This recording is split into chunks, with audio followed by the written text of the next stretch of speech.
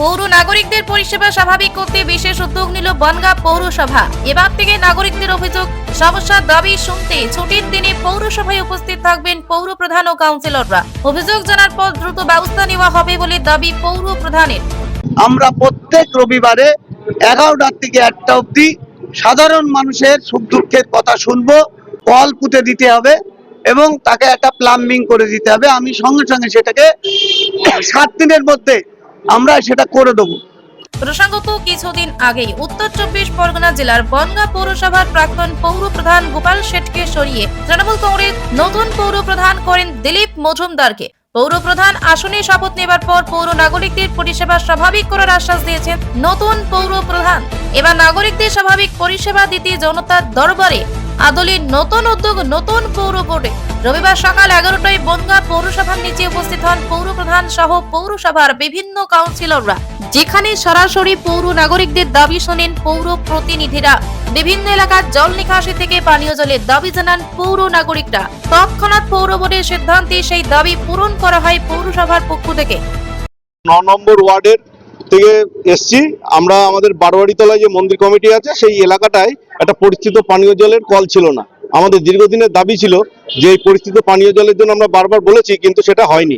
কিন্তু আমাদের যে বর্তমান যে চেয়ারম্যান, ওনার আজকে প্রথম জনতার দরবার, সেখানে এসে আমরা তার কাছে আবেদন জানাই, লিখিত আবেদন জানাই যে আমাদের এলাকায় একটা পরিস্থিত পানীয় জলের প্রয়োজন।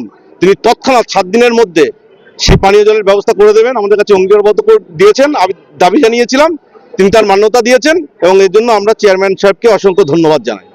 পাশাপাশি পৌর নাগরিকদের বিভিন্ন পরামর্শ শোনা হয় এই শিবির থেকে। পৌর প্রধান দিলীপ মজুমদার দাবি করেন পৌর পরিষেবা স্বাভাবিক করতে নতুন পৌর বোর্ড এই বিশেষ উদ্যোগ নিয়েছে। এবার থেকে প্রতি রবিবার সকাল 11টা থেকে বিশেষ শিবির চলবে, যে শিবির থেকে পৌর নাগরিকদের বিভিন্ন দাবি শোনা হবে এবং তার সমাধান করার চেষ্টা করবে পৌরসভা। পৌরসভার এই বিশেষ উদ্যোগে খুশি সাধারণ নাগরিকরা।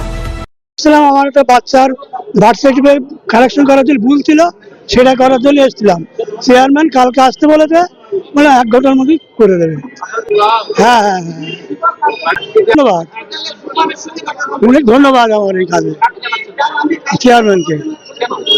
আমার কাজটা শুরু হচ্ছে। পানীয় জলের সমস্যা থেকে যানজট, পৌর এলাকার বিভিন্ন জায়গায় খারাপ রাস্তা ও জল নিকাশি ব্যবস্থার উন্নয়নের দাবি জানিয়েছেন সাধারণ মানুষ। এবার সেই সব সমস্যার সমাধানে ময়দানে নামতে চলেছে। আমরা প্রত্যেক রবিবারে 11টা থেকে 1টা অবধি সাধারণ মানুষের সুখ দুঃখের কথা শুনবো। আজকে যেরকম শুনতে এসে যেরকম একটা মন্দির কমিটি আছে 9 নম্বর ওয়ার্ডে, সেখানে জাগ্রত মন্দির, তাদের ডিমান্ড একটা ছোট্ট কল পুঁতে দিতে হবে এবং তাকে একটা প্লাম্বিং করে দিতে হবে। আমি সঙ্গে সঙ্গে সেটাকে 7 দিনের মধ্যে আমরা সেটা করে দেবো। আমার হাতে পয়সা নেই, আমাকে একটা হকার লোন দেওয়া হোক। আমি আমার দপ্তরে, এলিমুল দপ্তরে আমি পাঠিয়ে দিয়েছি এবং সেটা মানে যে প্রসিডিওর অনুযায়ী তিনি হকার লোন পেয়ে যাবেন। এছাড়াও কোথাও কিছু টুকটাক লাইট নেই কোনো মানে ওয়ার্ডে, সেটা আমরা আশা করি 48 ঘন্টার মধ্যে সেই লাইট লাগিয়ে দেবো। এবং যতগুলো কমপ্লেন জমা পড়েছে আগামী 7 দিনের মধ্যে কিছু কিছু জিনিস আছে আমরা তাৎক্ষণিক মিডিয়া দিচ্ছি।